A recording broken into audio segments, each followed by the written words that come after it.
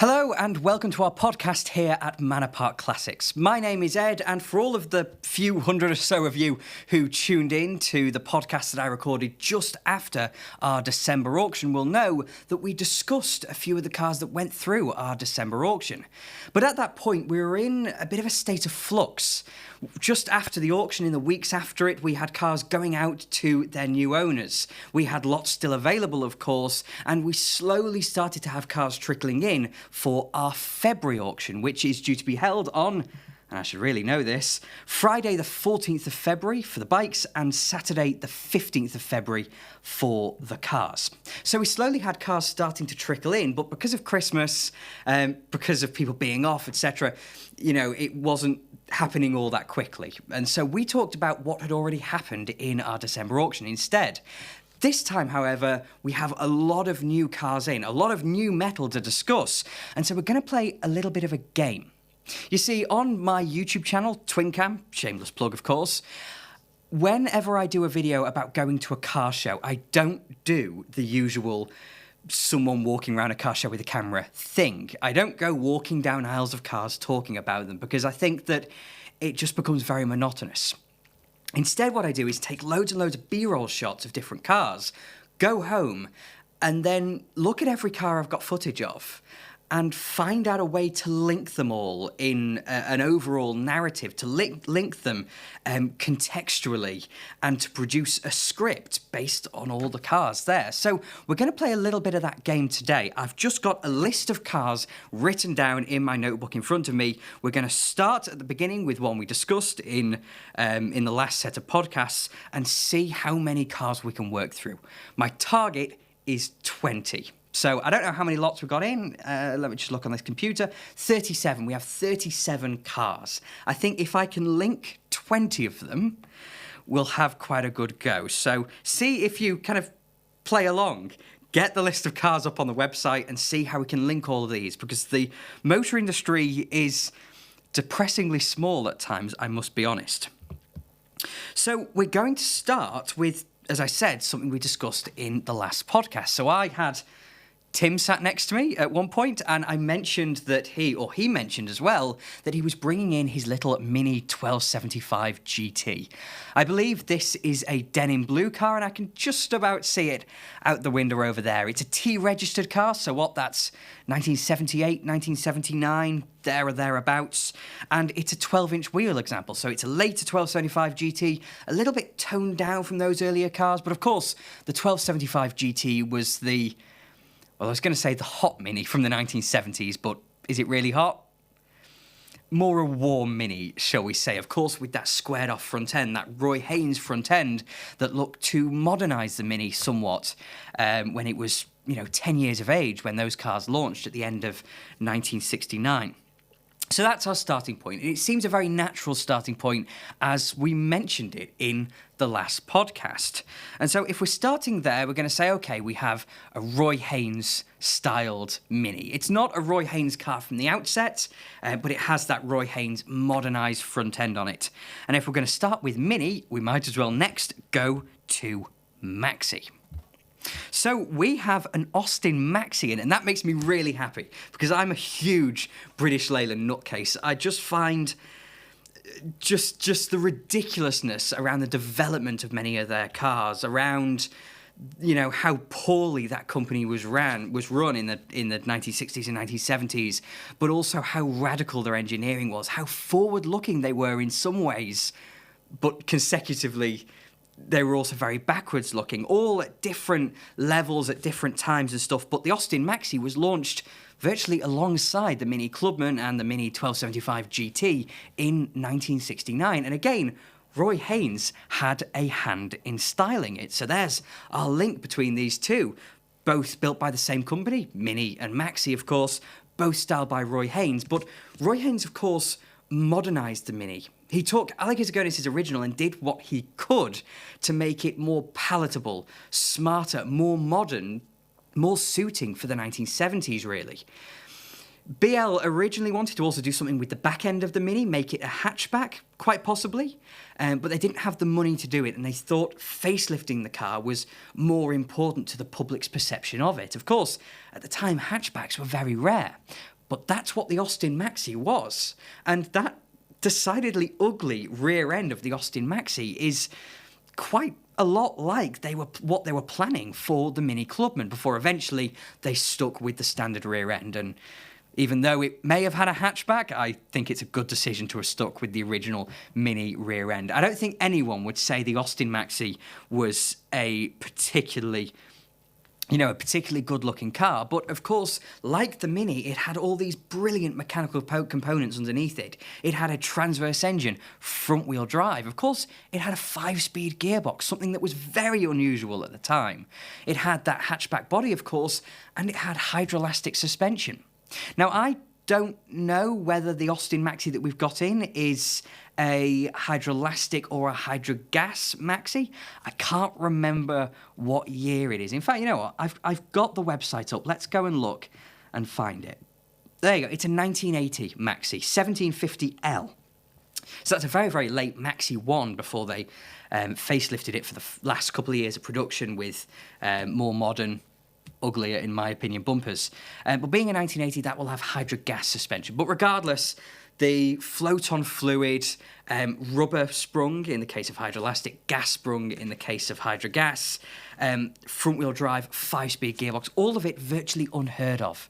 The Maxi's probably biggest competitor thematically in terms of its concept was probably the Renault 16, which had a vaguely similar silhouette to the Maxi. It had a hatchback rear end, etc., but it didn't have a transverse engine. It may have had very soft suspension like the Maxi, but originally the Renault 16 didn't have a 5-speed gearbox. So for at least 4 years, until I think it was 1973 that the Renault 16 gained a 5-speed gearbox, the Maxi was in a class of its own. Certainly in terms of a very mainstream, family-oriented, family car designed for practicality first and foremost, rather than being designed for luxury or for a sports-facing character. So we have Mini and Maxi there. I'm really looking forward to having a little drive of that Maxi because I've never driven a Maxi before, and I'm intrigued to see just how bad the gear change really is.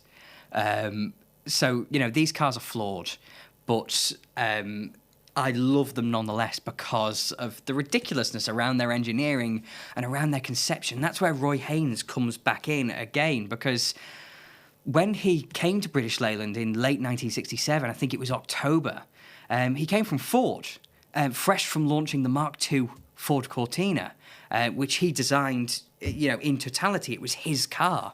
He came to BL, saw the Maxi on the drawing board, and must have felt quite bad about it. He did a little bit of work around the front end just to neaten it up. That's why the Mini Clubman and the Austin Maxi look so similar, because Roy Haynes really neatened up the front end. But the Maxi was really too far on in its development to really change either its attitude or to change its overall silhouette. All the hard points were really already there. But it's cars like the Austin Maxi that in the late 60s and early 70s were very much looking to kill off the old guard, not just in terms of their competitors, but in terms of what British Leyland were building within their own company. So at the end of the 1960s, early 1970s, they were still building the Farina saloons, the likes of the Austin Cambridge and the Morris Oxford, etc. Really old-fashioned cars that were so outdated, not just compared to BL's front drive cars, the Mini, the 1100, the 1800, the Maxi, of course, as it came in 69, but compared to the likes of the Ford Cortina, the Ford Corsair, the Ford Zephyr and Zodiac even. All of these classic rear-drive BMC BL cars were really past their sell-by date. And one that BL viewed as being past its sell-by date was the MGB. So there's our third car of this little set. We have a white, I think it's a 1974 MGB GT in. It looks great. These cars look fantastic anyway. I love the Pininfarina style coupe body. And in white, it's simple enough to really bring the styling to life. White cars aren't something that I love. They're not a colour that I would choose. White isn't a colour I would choose, should I say. But, in terms of just letting the styling speak for itself, a white car, a white MGB GT is a much better choice than I would traditionally hold a white car to be. But of course, the MGB was based on some of the much older BMC, later British Leyland, of course, saloon cars. So bits of Farina Saloon were sat beneath the MGB. And it's been a joke across some of the internet for a fair while that, the MGB is brilliant. We all love the MGB, but, its mechanical components, it's been described as a Leyland Sherpa fixed-head coupe, which I love because, I just like old cars. I don't view it as a pejorative to say that, just that, sports cars, affordable sports cars have always been based on normal passenger cars, and having bits shared with vans, it's just not unusual at all. The Porsche 924, actually, everyone always says, it has a van engine in it. Not really, it's got an Audi 100 engine in it, but all these parts are shared over so many different cars that's not an unusual thing. But because BMC was going along their Alex Aganis-led revolution in the 60s and 70s, they viewed the MGB, when it launched in 1962, as having a very short shelf life. Certainly by 1964, they'd already taken that new monocoque MGB body, and they decided to rip everything out of it. They decided to start again, maintain rear-wheel drive, because that works for a sports car, but use a smaller A-series engine, hydroelastic suspension, and double wishbone suspension all round to bring it into that league of these very avant-garde, very, very modern BMC saloon cars. But of course, the MGB was hugely popular, and it lasted for so many years. But the MGB was part of an empire of British Leyland sports cars that all ended up competing against each other internally. Now, there are a few different tiers of these sports cars. You had, of course, the likes of the Austin Healey Sprite and MG Midget, which were badge-engineered cousins. Then a step up, you had the MGB, and maybe the Triumph Spitfire you could put in that same segment. Maybe you'd put it in between the MGB and the MG Midget. I don't quite know. But certainly above all of these, you'd have had the Triumph TR6. There you go, car number 4 we've managed to link into this little set. And we have another white British sports car from the late 60s, early 70s. Again, if I can find this on my computer, I say, yeah, it's 1972. So it's another 70s British sports car, but both, of course, launched in the 60s. Now, the TR6, of course, sat at the top of BMC's volume sports cars. There's then another step up where we have the Jaguar E-Type, but, in terms of the more common, less, the Jaguar E-Type wasn't an expensive car. Jaguar had this good old champagne for beer money philosophy, which shot them in the foot a little bit, but, in terms of the sports cars you'd expect to see on street corners every day, the TR6 sat at the top of that ladder.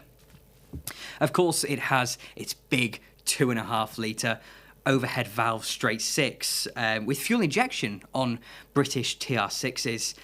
The US got a much lower powered carburettor version of that engine, but nonetheless, Triumph at that time were a hugely powerful sports car name.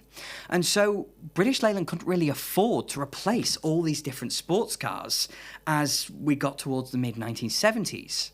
As we mentioned, we had EX234, which was that hydroelastic suspension, double wishbone, A-series engined MGB, complete with a much more lithesome Pininfarina body, though fundamentally it was still an MGB body.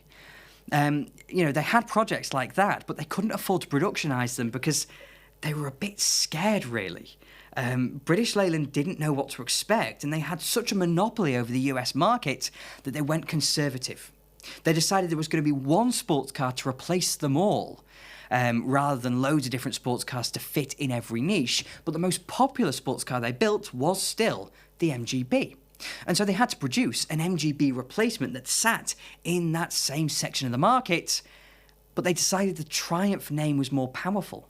So they replaced it with the Triumph TR7, a car that was fundamentally decent, but because absolutely everybody compared it to the Triumph TR6, it didn't do so well. People viewed it as being a step down, and that's perfectly natural when you name it TR7. It sounds like a follow-on to the TR6, so whether you like it or not, you're going to be criticised for that. But it was really an MGB replacement. But the Triumph name was killed off partly because of the very ill reputation found by the TR7 during its 5-6 year life, discontinued as it was in 1980 or 1981, I think. So when BL came to do a new sports car again at the end of the 1980s after the Mazda MX-5 really embarrassed them, really, a lot of BL or Rover, by that point engineers, had been crying out for a new sports car project, but none had come of it. The Triumph name was killed off in 1984, but the MG name carried on. It was on the front of the Metro, Maestro and Montego, all the hot hatch versions of those cars. And so it lived on in the public's consciousness in a way that Triumph didn't. And I think we can partly blame the TR7 for that, the TR7's lack of relative success, though it was a perfectly decent car, at least if you got one that was decently built. And so in the mid-1980s, we had the MG EXE, which was a concept mid-engine rear-drive sports car. That car actually used the V6 from the MG Metro 6R4, Austin Rover's Group B rally car, but the concept of the EXE eventually led to the MGF. And again, I can see it just outside of the window. We link it to the fifth car in our little game here, which is an MGTF. This is a very, very late example, registered in 2006, nearly a year, or maybe just over a year, after MG Rover went bust in April 2005. Of course, this is an MGTF, so it's the revised version of the original MGF, but it was a part of that, succession of concepts, of prototypes, of ideas that didn't lead to an actual production sports car between the MGB and the eventual MGF. There's a huge line that very directly carries us through that period where there was no MG sports car to the MGF through the Triumph TR6. And I have never driven a TF. I've driven a Hydra gas sprung MGF, which in many ways brings us back to the Austin Maxi from before. But those cars, I don't feel, get anywhere near the credit they deserve. Yes, they're very softly sprung, which is unusual for a sports car. You'd expect, a sports car to be, much stiffer, much more stiffly sprung. But the properties of Hydrogas, the control that it gives you, just enamors it to me so much. You get that brilliant compromise. And yes, there are bits that are imperfect about it. The very well publicised head gasket problem, the high driving position, the gear change maybe not being anywhere near, frankly, that of the Mazda MX-5. But as a package, mid-engine rear-wheel drive, incredible suspension, and one of the best four-cylinder engines I feel that's ever been made. The Rover K-Series, which people, it's often maligned, and understandably so. I mentioned the head gaskets, but getting a good K-Series with decent power output, as these do. This is only a little 115 horsepower example, but they really do go well. They go better than the equivalent Mazda MX-5, and you've got that really high red line, that really sonorous, sweet, willing K-Series engine. I just think it's a lovely sports car package. Yes, slightly compromised, but every car is compromised when you really think about it, and that compromise, I feel, brings it character. So there's a lot to be said for, people always say that modern cars don't have character. Now, I saw something on social media the other day, which was, I think it was in Autocar, though don't quote me on that, from the late 1940s or maybe early 50s. And it was complaining that, isn't it such a shame that the new post-war motorist doesn't get the character of these good pre-war cars?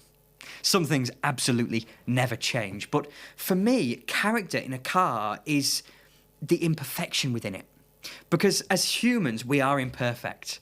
Our character, our personality is our imperfections. That is what makes us us. And as human beings, we are hardwired to build relationships with other people. We see those imperfections and we embrace them.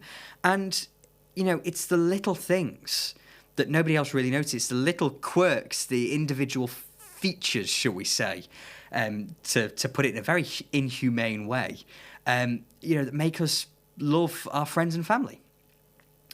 And taking it to an inanimate object, cars are the same. The character in a car is through its imperfection. Because as human beings, we're stupid and we're hardwired to find imperfection and to embrace it. And so finding imperfection in a car helps you build a relationship with the car you're driving. So, I would never, ever look at a car and say, oh, this, that, and the other flaw means I don't want it. No, I like the flaws as long as they have enough good stuff to go with them, to justify them. But the MGF was very, very successful in the UK, and of course the MGTF in terms of this particular example. It was Britain's best-selling sports car for most of its production life between the late 90s and the early 2000s, and it outsold the Mazda MX-5. Not a lot of people like to remember that. It makes them feel a little bit uncomfortable, but it did. But the Mazda MX-5 and the MGF really brought back the sports car into the public's consciousness. It's unfortunate that the hot hatch had kind of died in the 1990s due to insurance premiums, and the sports car kind of came back to fill that gap. And a lot of manufacturers saw this, including Honda. So that brings us to our sixth car of this little game, a little Honda Del Sol, Honda CRX Del Sol from the late 90s that is actually a re-entry from our last auction. Now this is a little front-wheel drive sports car. It's based on the Honda Civic, of course, so some people would say it's not a proper sports car. But as I mentioned before, every sports car is based in some way on a normal passenger car. The Mazda MX-5 really sits out from the pack in that regard because they did engineer a lot of that car just for the MX-5. But the likes of the MGF were based on the Metro. And so this Honda Del Sol, for example, being based on the Civic is no bad thing. Remember, of course, that the Civic from the late 90s was one of the best driving small cars you could buy. Hondas generally, I was going to say Civics, but Hondas generally drove brilliantly. They still had a very pure philosophy to their engineering, very high revving engines, double wishbone front suspension, etc. And this little Honda Del Sol, I'm quite surprised, to be honest, that it didn't sell in our last auction. But here it is, entered into our February auction as a no-reserve car. It's got lots and lots of service history with it. And of course, it has that mad folding metal roof that you essentially have a tower block rise out the back of the car, the Targa roof go up and back into it and then down into the body of the car at the back. And that also means that when you open the boot on a Honda Del Sol, rather than having a traditional boot lid, you have the rams lifting up the boot lid to expose this little tiny boot in the back of the car. It's a bit silly. It's very un-Honda in that way, but it's interesting nonetheless. And these are cars that are now starting to appreciate a bit because, people appreciate Hondas. They always have. Honda have always built brilliant cars, and this is from Honda's glory years in the late 90s. Now, you could say that the Honda Del Sol was not a proper sports car. I mentioned that only a moment ago. But saying it was front-wheel drive being not a proper sports car is such a misnomer because we had lots of front-wheel drive sports cars from this period. We had the Fiat Barchetta, for example, and another car we have in for our February auction, the Alfa Romeo 916, the GTV and Spider from the 90s and the 2000s. It's hard to believe that this shape, this brilliant, wedgy, very individual, very Alfa Romeo shape is now over 30 years old, but it is over 30 years old and it still looks so fresh in my mind. This car being a black example does hide a little bit of that style, but I think it's still so inherent. And you have that rising waistline through it as well that, I just think They're fantastic looking cars, these. And they're part of that Alfa Romeo revolution of the 1990s that took Alfa Romeo from quite a tricky spot, of building quite ugly and, unreliable, fair enough, but quite ugly, not very desirable cars, to suddenly building these achingly beautiful, very different cars again in the 90s. It's just a work of art, followed up, of course, by the likes of the 166, the 156, and the 147. Just lovely cars. You could even include the 145 and the 146 in that discussion as well. All beautiful cars. And, of course, the 156 and the 147 won European Car of the Year in 1997 and 2000, I think. I might be a little bit mistaken on that, but they certainly both won European Car of the Year. It's amazing to have been someone. So I was born in 2000, and while I was little, my dad had an Alfa Romeo 147, and just the style, the presence of that car, how different it felt to the Mark IV Golfs and the Mark I Focuses that were on the road around it. The Focus was a great-looking car, but the Alfa just had sex appeal to it. And that wonderful 2-litre twin-spark engine really roars away. Sure, it's based on a Fiat engine, but it has a totally different cylinder head. It has that twin-spark design, and it sounds incredible. It's one of the great-sounding 4-cylinder engines that so many people still underrate, and this GTV has that 2-litre twin-spark engine. So, in many ways, it brought Alfa Romeo out of that hole.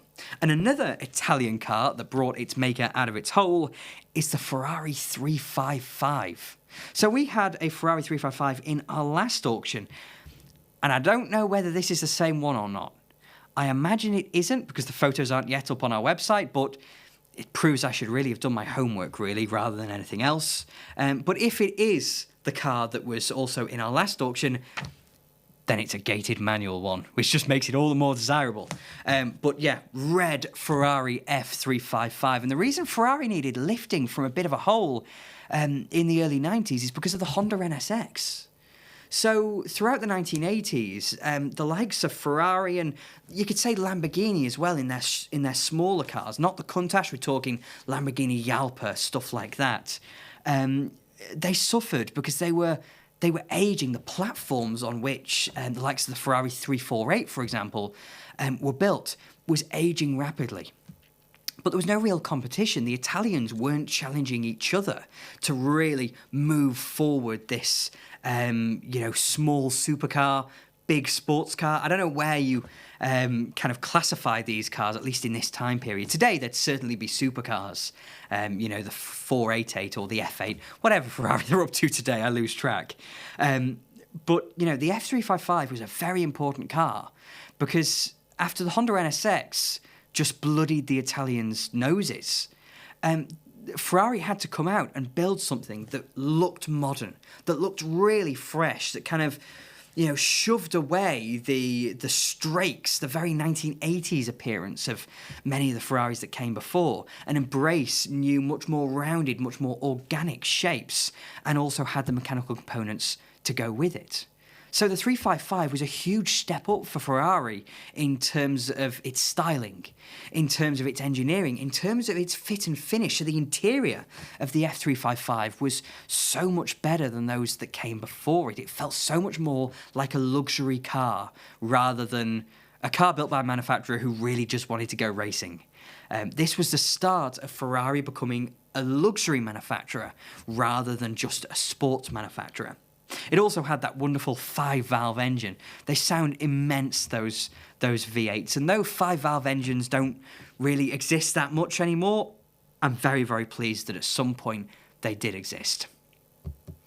This next link is slightly more tenuous, I'll be quite honest. But from one Italian sports car to another, we link them through Aurelio Lampredi, who in the 1950s and 1960s masterminded one of the great Ferrari V12s before he was plucked to go to Fiat to start designing much more ordinary engines. He, of course, did the Fiat twin cam, and he did the little single overhead camshaft fitted to another mid-rear-engine sports car, mid-engine rear-wheel drive sports car in the form of the Fiat X1 9.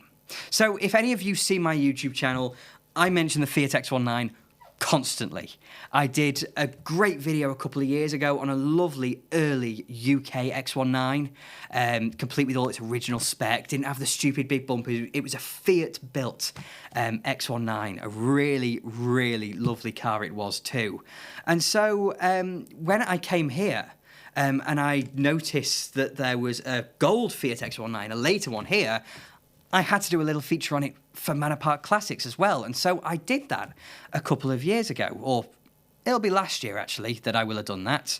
But today we have another X19 in, and I can't quite see it because it's that little bit too low. It's sat behind an Austin pickup truck that we've got outside here. And this one, I only noticed this morning, but it's been converted into something of a racing car. So I believe it still has its original single overhead cam, Lampredi designed Fiat engine within it, but it also has a turbocharger. And so I don't know what kind of power output that allows it to have. It's clearly very aftermarket. The intercooler is in the boot.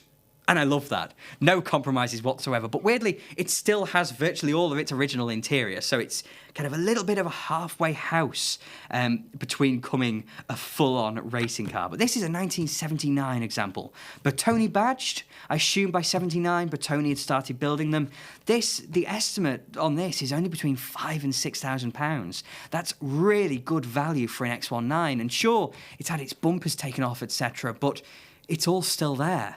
And so if you want to go and race it, it would be a brilliant race car, then fantastic. Or build it into a track car for yourself, for learning how to race, etc. Or you could have it as a fast road car. X19s are wonderful, wonderful things. They have such a sweetness in their steering, such an incredible sweetness, and the balance in the chassis as well, but while retaining quite a soft front end. But it doesn't feel as though it becomes unstuck over any section of road in X19. It has brilliant compliance to it. I'd say the only real ill of the X19 for me is the gear change, which it's not the best in the world. Early days of mid-engine rear-wheel drive cars, but brilliant, revvy, sonorous Lampredi engine just singing away behind you. Great chassis. Fiat in this era, of course, Aurelio Lampredi did the engine, but Dante Giacosa was Fiat's lead engineer, did a brilliant job of the chassis design of that car. Based though it was, again, sports cars are based on normal cars, and the X19 was based on the Fiat 128, and I see no problem in that. The 128 was a great car, but it could be said that the Fiat X19 was the first truly affordable mid-engine sports car ever built. It certainly wasn't the first, and what also wasn't the first was our next car, the Lotus Europa. So this is a car that's been in around here for quite some time now. It was sat up in our offices on the mezzanine above the floor of the auction house, where it sat as a display piece, because the Europa, it's not the prettiest of cars, but it's just so finely hewn. It's designed for a purpose, and that purposeful appearance endears it to people like me who look for that kind of thing rather than sheer beauty in cars. But, if I say Dante Giacosa could set up a chassis, then Colin Chapman certainly could set up a chassis. Now, I've not driven a Europa. I'd love to have a little drive of this one, see whether we can get it on the road and I could go for a little spin in it. That would be very cool, very entertaining indeed to have a little go in that car. But I've driven a Lotus Elan, an original Elan, rear drive Elan from the 1960s. And I've driven cars that I think have a really great steering response. I mentioned the Fiat X19. The first car that got us into this mess in the first place was the Mini. The 1275 GT in this case, but I've driven a few really nicely set up Mini Cooper S's from the 60s and early 70s that just have incredible steering response to them, the kind you cannot get in a power-assisted car.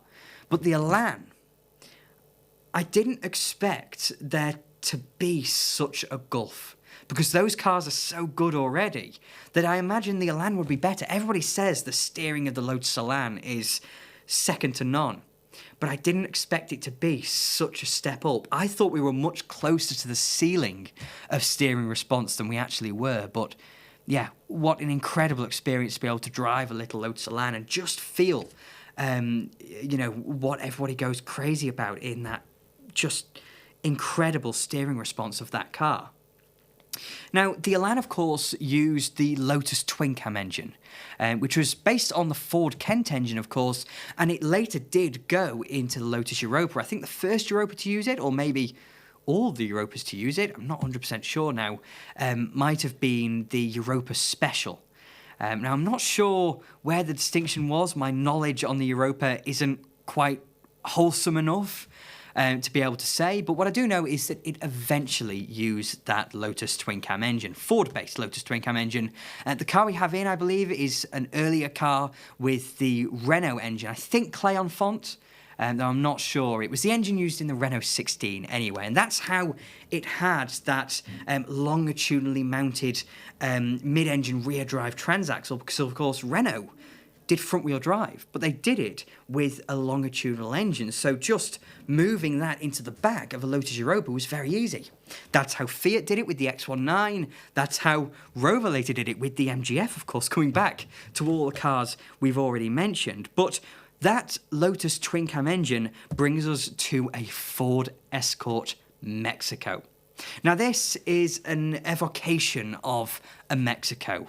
It's not an original car. I don't know the history behind it. It's only just come in. I noticed it on the website maybe the night before last.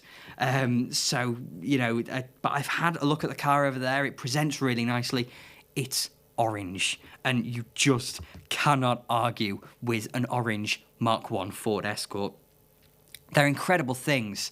And in the 1960s, Ford needed to do something serious to their image in order to gain, the market share they did, to get that dominance that Ford is so well known for in the 1970s. And it's cars like the Mark I Escort that brought that sense of style and that sense of pedigree to Ford. Because back in the 1950s, they didn't have any of it. They were building very mundane, almost funereal cars that were very frumpy, but that were very, very cheap. That's what Ford sold on in the 1950s, a car that was very, very economical, both to buy and to run and to maintain long term. But in the 60s, they brought out the style. And although they had quite simple mechanical components, they overtook the likes of BMC, British Leyland, because they fell down the trap of spending all their money on engineering excess that wasn't all that reliable, and they didn't have any money to spend on engineering new doors, for example, or to engineer body shells that looked good in any form. And that's how he came with cars like the Maxi, for example, trying to compete against the Ford Cortina. And it might have been a more radical car. It may have been an advancement mechanically from the Ford Cortina, but was it actually any better as a car, that people were going to actually buy? It wasn't. It fell down in terms of desirability. People didn't want an Austin Maxi. And so people were drawn to Ford. And through Ford's racing and rallying successes at the end of the 1960s, they just started to pull ahead. Sure, the Mini was very successful in Monte Carlo rallies and in touring car championships, but Ford as a manufacturer, rather than just one individual model, were building these cars that gained pedigree, and the Escort Mexico is at the centre of that reputation. So fast forward a couple of decades into the 1980s, and you could almost say that Ford had started to forget how to do that. In 1976, Ford overtook British Leyland to become Britain's largest car manufacturer, or actually their most successful car manufacturer. Not all Fords were built in Britain, it's just in terms of sales volumes. Ford were the most successful car marque by 1976. But in that kind of year, we got the Mark IV Cortina. We got the Mark II Escort, of course, cars that were much smarter, much more coherent than their predecessors, but that were arguably a little bit more boring. And so by the time the 1980s dawned, Ford realised they needed to go a little bit more radical again. They needed to show the world that Ford was still here and Ford was still serious. So they launched the Ford Sierra, of course, which had that radical jelly mould body, but it was still rear-wheel drive to try and keep the fleet market happy. The smaller Ford Escort, however, was totally reformed into a new aero-shape front-wheel drive car in 1980.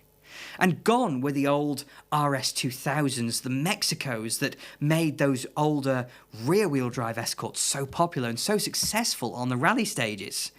We got, of course, the Escort XR3 and the XR3i, but they didn't really hold a candle to the Escort name, the pedigree the Escort name had gained throughout the 70s.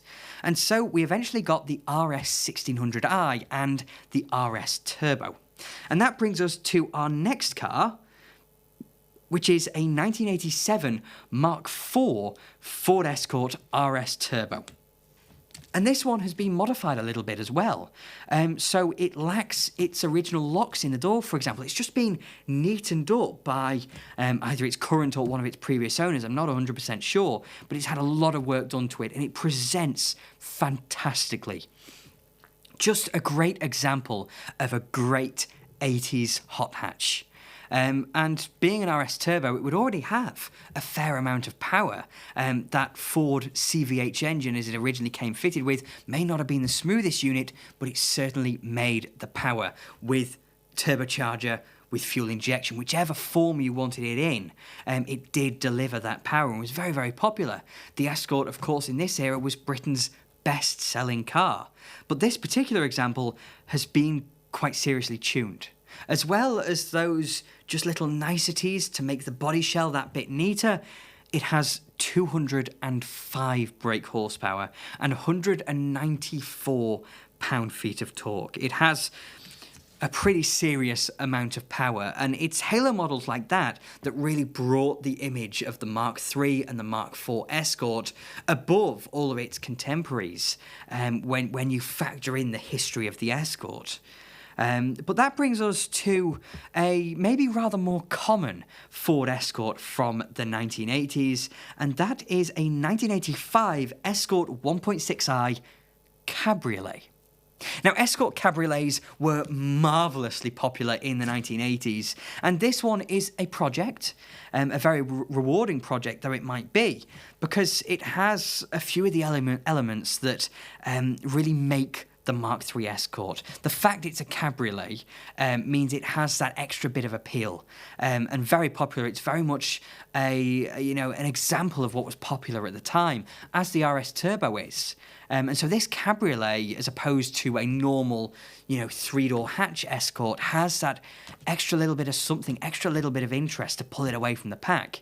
It also has the brilliant cloverleaf alloy wheels, but the registration plate of this car is C200 Who. And that means that it's a former Ford press car. At least I think it is, because 00 at the end of the registration plate is an Essex number plate. And it's what Ford at Dagenham used for all their press cars. So if you look at Ford press cars from the 1980s, they had OO at the end of the registration plates. And so this, quite possibly C200 Who, was a Ford press car. I can't say that for certain. Maybe the description on the listing will. Certainly our lovely team here will be able to inform you much better than I can, but that's what caught my eye about this particular car. Now, in 1985, Ford were in an incredibly powerful position. They were starting to see off Vauxhall as well in terms of in terms of market performance. So after Ford had overtaken British Leyland in 1976, they then started to be challenged more and more by Vauxhall. The Mark I Astra, for example, predated the Mark III Escort, and some would say was a better car. The Mark II Cavalier predated the Escort, predated the Sierra by a year, and thanks to its much more conservative bodywork and its now acceptable front-wheel drive layout, the Mark II Cavalier took a serious challenge to Ford in the 1980s, occasionally outselling the Ford Sierra as well. Certainly, things looked a little bit precarious for Ford in the UK for a few years. They thought they were going to be overtaken almost as quickly as they'd gained their market dominance. Yet as the 1980s progressed, Ford really managed to stick their heels in. Vauxhall's challenge started to kind of fall off a little bit as the Mark II Cavalier really aged and the Sierra came into its own. And so Ford were looking to expand. Ford had this huge base in the United Kingdom, but it was very much based around the Blue Oval. It was very much based around mainstream cars that maybe not always had the same profit margins as something more expensive or something more niche. And so Ford, looking for consistent, reliable profits, wanted to expand in the UK. And so they looked into buying Land Rover.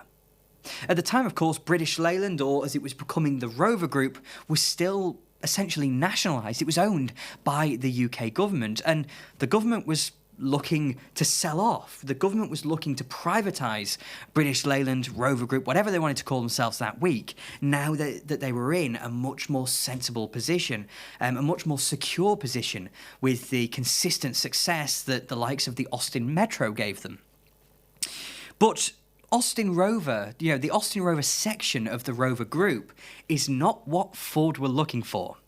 They weren't particularly interested in having another mainstream car manufacturer in their portfolio, especially one that had a history of seriously faltering and a few models that still didn't have the greatest of reputations.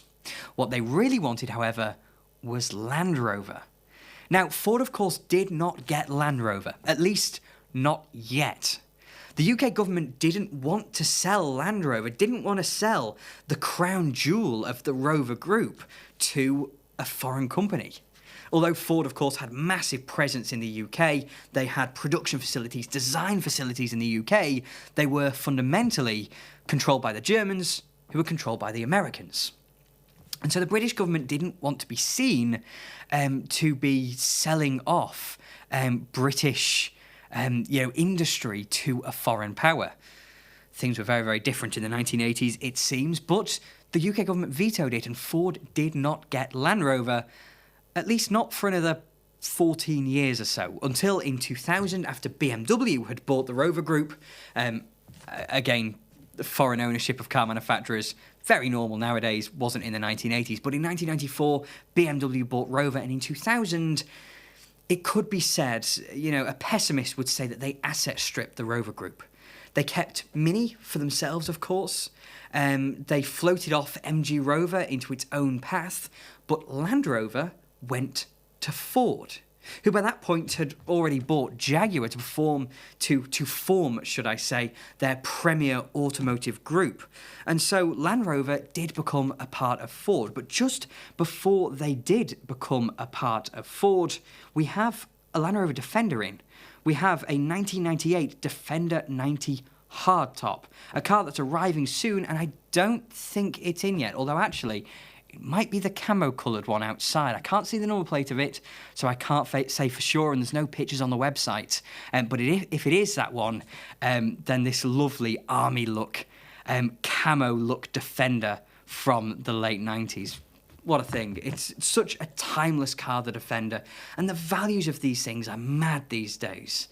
For many, many years, Defenders did not cost very much because they were a rugged utility vehicle. But now that they are so cool because they don't build them anymore, people like them so much, people want them for all kind of different purposes, whether that's to use off-road, whether that's to have in camo like this one, whether it's to create a luxury vehicle out of whatever you're doing with it. Defenders are so popular these days. So being from the late 90s, it'll still have its vents in the scuttle panel, for example. It'll still be very classic Defender feeling car.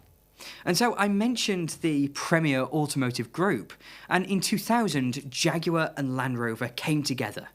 And they're still together today, of course, now owned by Tata, JLR, etc. But in 2000, they may have been together now for 25 years, but in 2000, they were reunited.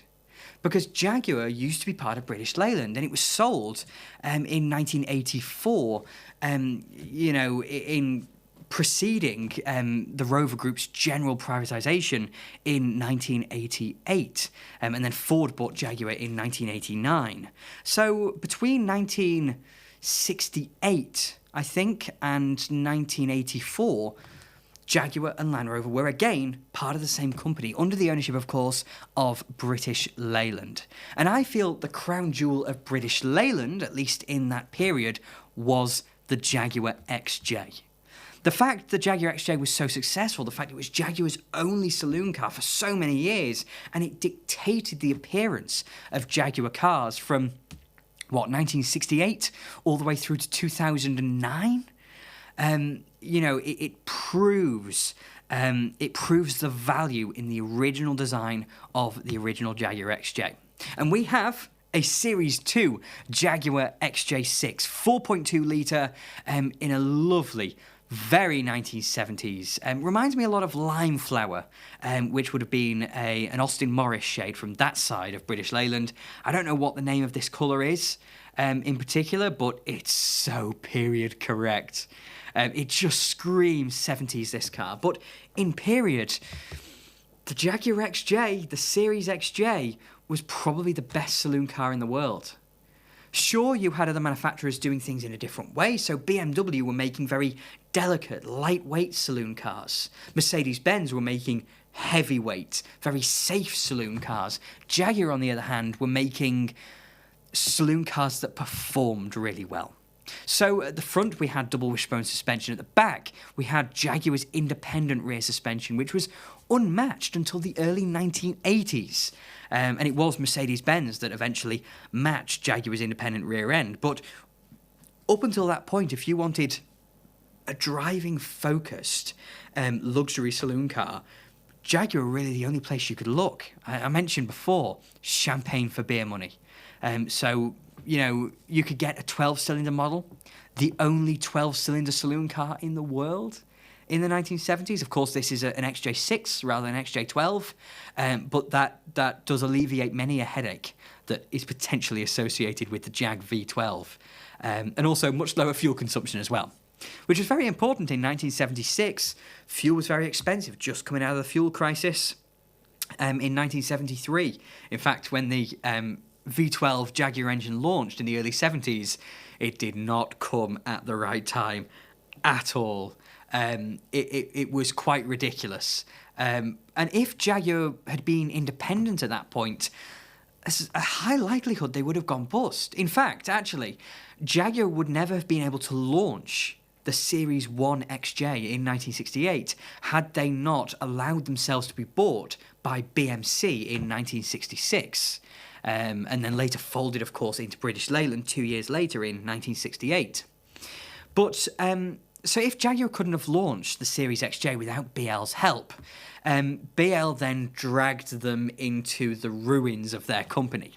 But it led to some quite interesting and entertaining advertising during the 1970s, because BL built everything. You could have, an Austin, a Morris, a Jaguar, a Rover, a Triumph, a Wolseley, all these different cars. Did I mention MG? I'm not sure whether I did or not, but huge number of different brands. Daimler, of course, being so closely associated with Jaguar. But it led to some advertisements, showing that any car you want, British Leyland probably build, or any kind of car you want, British Leyland probably build what you want.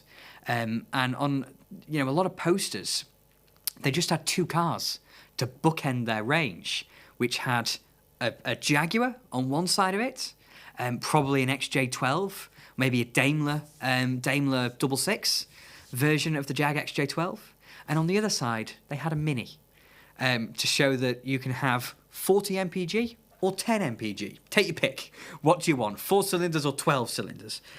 All kinds of these different cars. But as I mentioned, the silhouette of the Jaguar XJ survived through, I think it was 3 different cars. The original Series XJ from 1968 to 1992, the XJ40 from 1986 to 2003, I think, and then the last of the traditionally bodied XJs from 2003 to 2009, though fundamentally the XJ that existed until a few years ago was the same car. So you could say 2003 to 2019 for that last XJ, but 2009 for the classic-looking XJ. And in that kind of time frame, when Jaguar was starting to realise they had to look towards the future, the Mini on the other side of that advertisement was doing the same thing. So in the late 1990s, as I mentioned earlier, the Rover Group was owned by BMW. And BMW realised the value within the Mini brand and, alongside designing the new 21st century modern Mini, they also revitalised the original Mini for just a few more years worth of production at the end of the 90s. And so these last Minis are known as the MPI Minis, or multi-point fuel injection Minis.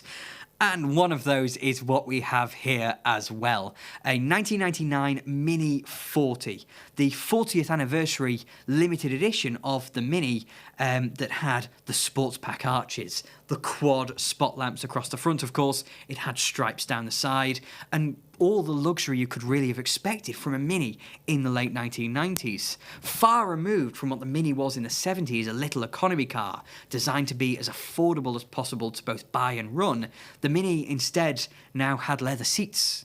The Mini now had huge wheel arches and big 13-inch wheels that didn't do any favours to the Mini's gearing at all.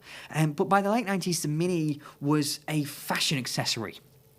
The Mini was no longer an economy car.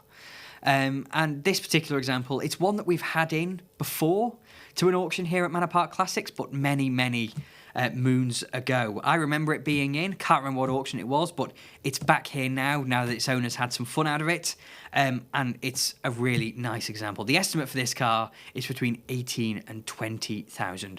A lot of money for sure, but it's a very lovely car and a very rare car at that. Certainly something that looks very, very smart.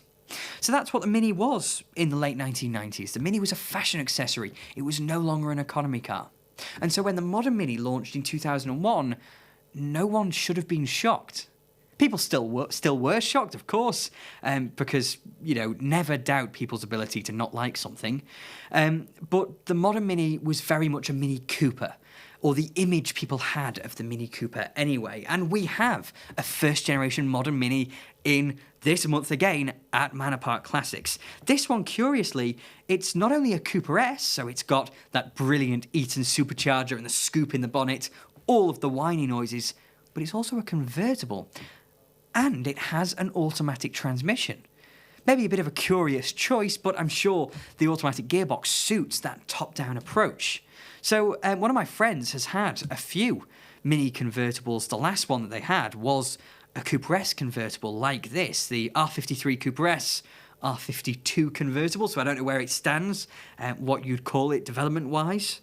But that is our latest car in this little game. And I've never driven a convertible one, so I don't know how much different it feels to a hatch equivalent. But those R53 Mini Cooper S's, I think they're a tremendous little hot hatch.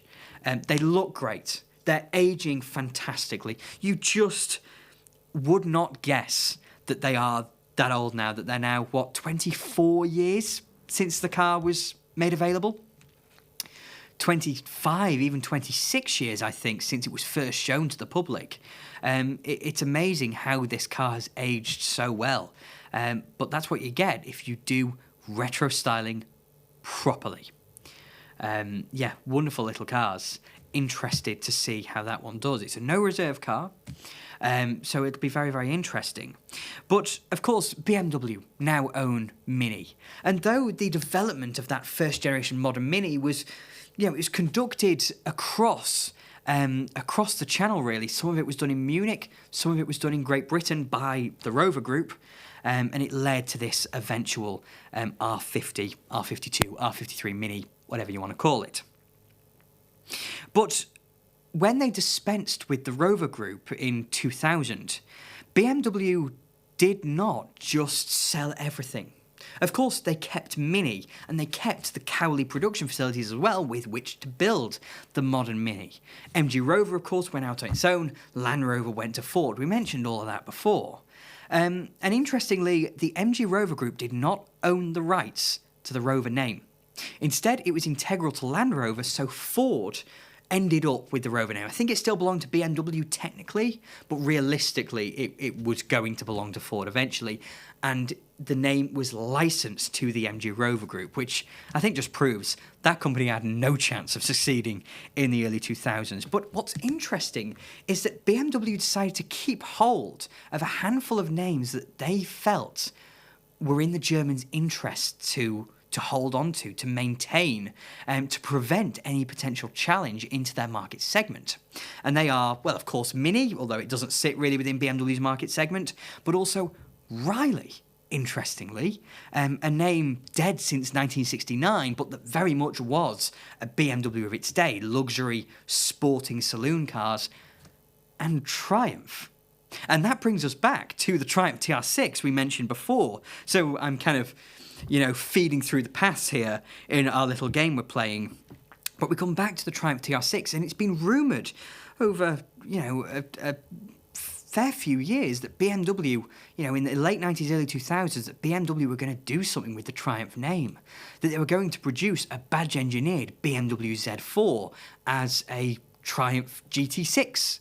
For example, it would have very much suited it. And I think the styling of the Z4 Coupe, very much a Triumph GT6, and so BMW holding on to the Triumph name, as they still do today, was very important to the kind of cars that they were trying to make. They didn't want to let anyone get hold of a name that was potentially so powerful in what they viewed to be the wrong hands. But back in their glory days, Triumph had a lot going on, and in the late 60s they had a few great saloon cars. They had the Triumph 1300, later the Dolomite Sprint, of course. They had the big Triumph 2000, the fuel-injected versions of that car. They had the TR6, of course, and in the early 70s, they had the Triumph Stag, a car that now seems to be getting a lot of credit that it always deserved, but maybe it didn't get because of its perceived reliability woes and, of course, it being a part of British Leyland. But the Triumph Stag's V8 was, of course, a modular engine, and half of that engine was used in the Triumph Dolomite as Triumph Slant 4, an engine that was sold and used for many, many years by Saab. So Saab needed an engine for the Saab 99, and we still have a Saab 99, a beige one from our last auction that's still sat here. It's not entered into this current auction yet, at least it's not on the website, so I don't know what's going on with that car in particular, but nonetheless, I can still see it. It's out there, which uses that Triumph Slant 4, or Saab's re-engineered version of it by the time that car was built. So that's an interesting little link between, between Triumph and Saab, that Saab used Triumph's engine and developed it for far longer than Triumph did. When the TR7 went out of production in 1981, the Triumph Slant 4 was dead. But the Saab version of the engine survived. I think it survived until very recently, actually, at least on the Chinese market. Saab were using it through to 2009, and we have another modern Saab in here this month at Manor Park Classics. It's a Saab 9.3, I think it's a 2.8-litre V6. It's a Carlson, I believe, if I can find it. I can't find it. It'll be somewhere on this website. Yeah, there it is. Yeah, 2.8-litre V6, four-wheel drive, and I love these later Saabs. Sure, they might be under General Motors ownership, which is a little bit controversial in places, but I love how kind of under the radar Saabs managed to sit in the 2000s, and even in the early 2010s as well. But compared to the obvious choices of your BMW, Audi, Mercedes-Benz, a Saab always appeared to me to be so much more sophisticated, to be so much more low-key, and so much more self-assured. This is coming from someone who drives a BMW every day. But I think the character that many Saab saloons from this era, exude is one of self-assuredness. A Saab owner is self-assured in the way a BMW Mercedes-Benz driver might not necessarily be. So I think Saab had a lot going for them in terms of their image, but for various reasons they failed to really live up to it.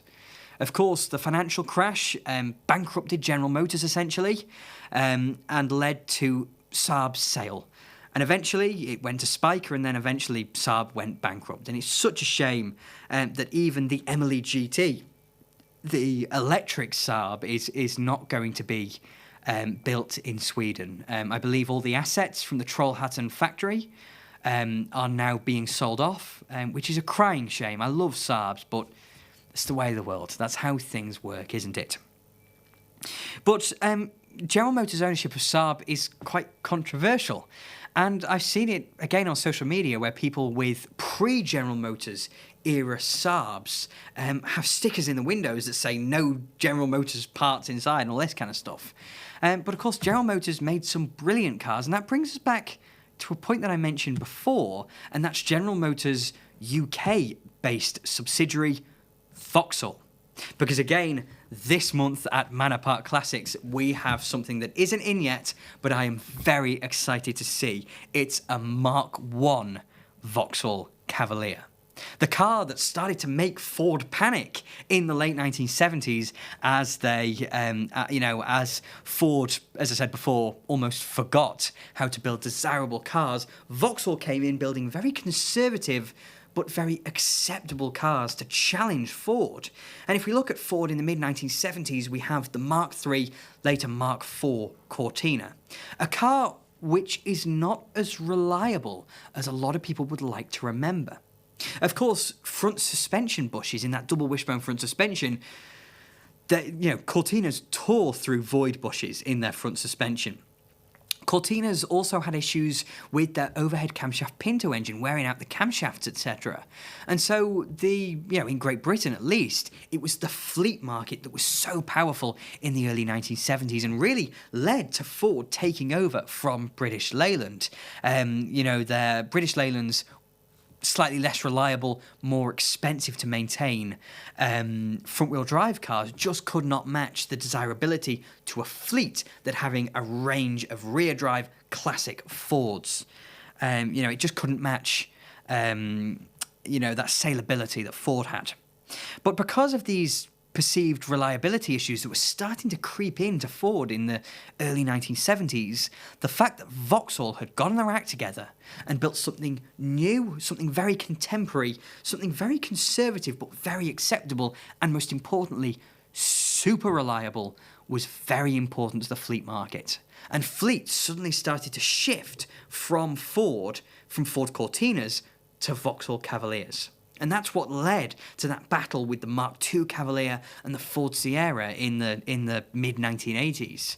That Mark I Cavalier is a very important car to Vauxhall, to the greater British motor industry, for really bringing Vauxhall up to that point of real proliferation and serious success in the UK.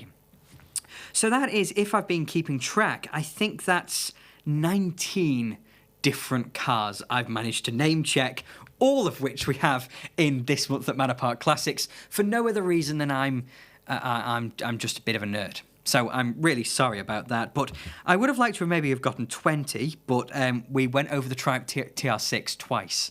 And from that Vauxhall Cavalier, I'm not sure there's another place to go. Let's hope maybe that we get another Vauxhall from that era in. At the last auction, we had a Mark I Astra, which is a very interesting, it's such a rare car nowadays. These Vauxhalls just... they're not as common as the Fords anymore, presumably because of the brilliant aftermarket support and the prices that classic Fords are now worth. The Vauxhalls have just fallen off the face of the earth a little bit. Unfairly so, maybe. But if we include that Mark I Astra, that's 20 cars. I don't quite know why either. I don't know how I do it. I don't know why I do it either. But as I've been rambling for long enough, I really hope you enjoyed a little walk through some of the cars that we've got coming in to our February auction here at Manor Park Classics. As I mentioned at the start, it's Friday, the 14th of February for the bikes. First time in a long while that we've done an auction on a Friday, so that'll be very interesting. And then the cars, as they usually are, on Saturday, the 15th of February. So do head along, come to our purpose-built facility in Cheshire to come and see some of these cars. Come along on auction day, entertain us, come and see what we're all about. So if you've managed to stick around for all that incessant rambling about old cars, then thank you very much for tuning in. There'll be more podcasts, as always, coming along soon, but do head over to our website and have a look at some of these cars for yourself.